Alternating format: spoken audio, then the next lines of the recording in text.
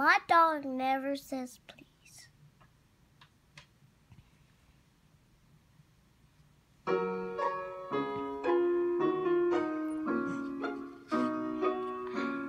Weekly Reader presents My Dog Never Says Please by Suzanne Williams, with pictures by Ted Arnold, published by Puffin Books.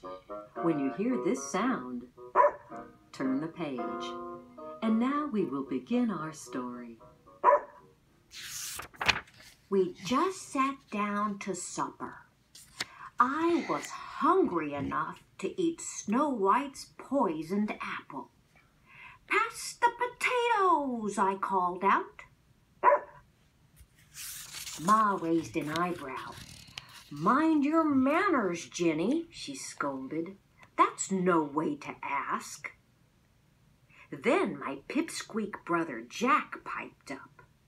"I always remember to use the magic word," he said, like he had a little halo over his head. Drat that Jack. Sometimes I wish I were a dog. My dog never says please, and no one thinks a thing about it. Easy life old Red has got, lying in the sun all day, barking at crows and cats, enjoying an occasional scratch. I grabbed a chicken leg as the platter went sailing by and tore into it, pretending I was a dog with a bone. "Chew with your mouth closed, Ginny girl," Pa said sternly.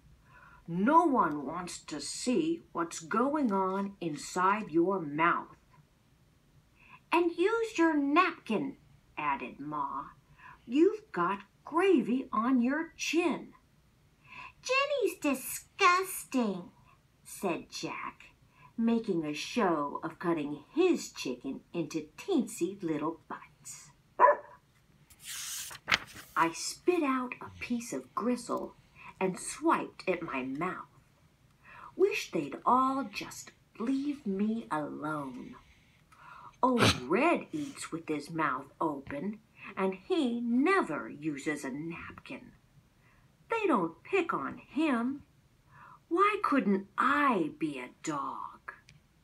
There was some of Ma's sweet-tasting, mouth-watering cherry pie for dessert. Mine was gone in less time than it takes to tweak Jack's ear.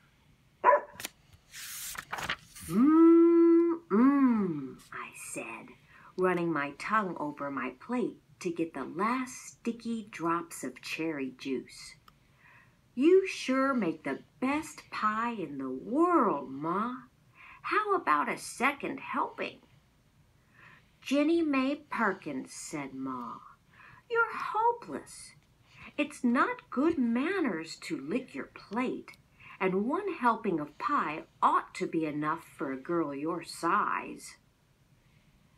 "But I'm growing," I said, wondering why she hadn't noticed that. Seems like she only looks at me to see my manners.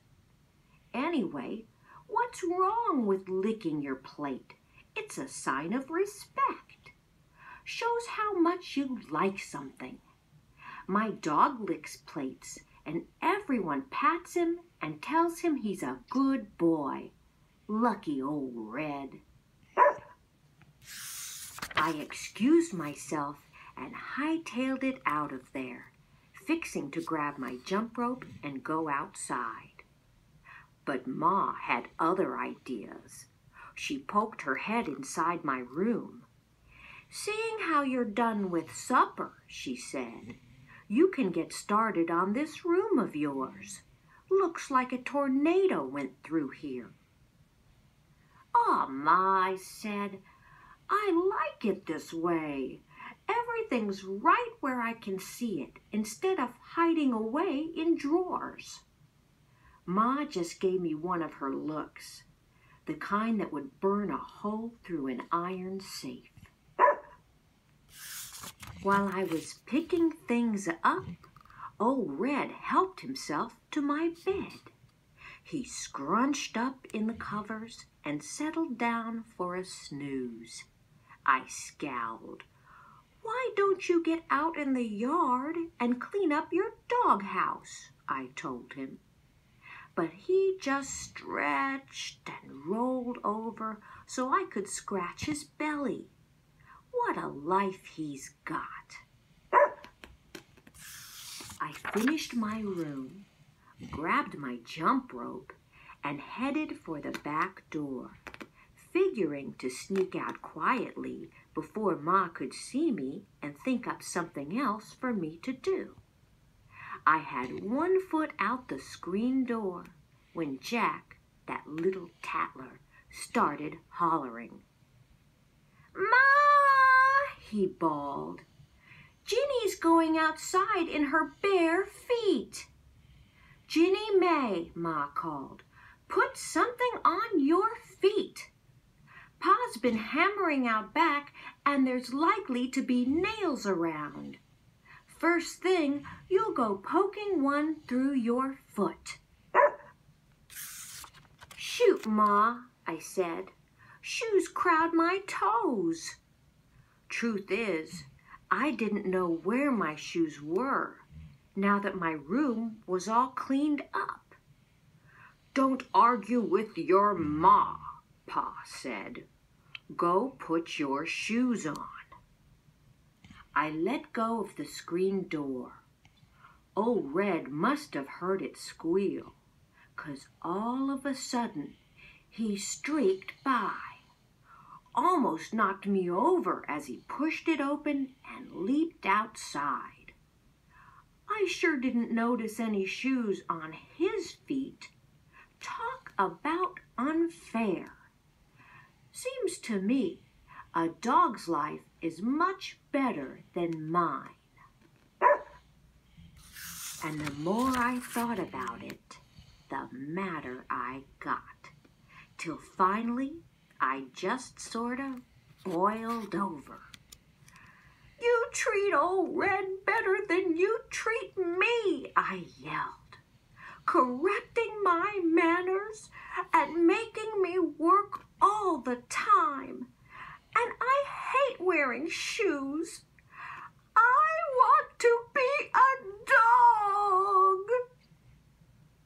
Then, try as I might to hold them back, tears poured out of my eyes like a darn waterfall. Ma hurried over and laid her hand on my shoulder. Jack snickered, but Pa shut him up with a look. Pa scratched his head. "You want to be a dog?" "Yup," I said, still sniffling. "I sure do."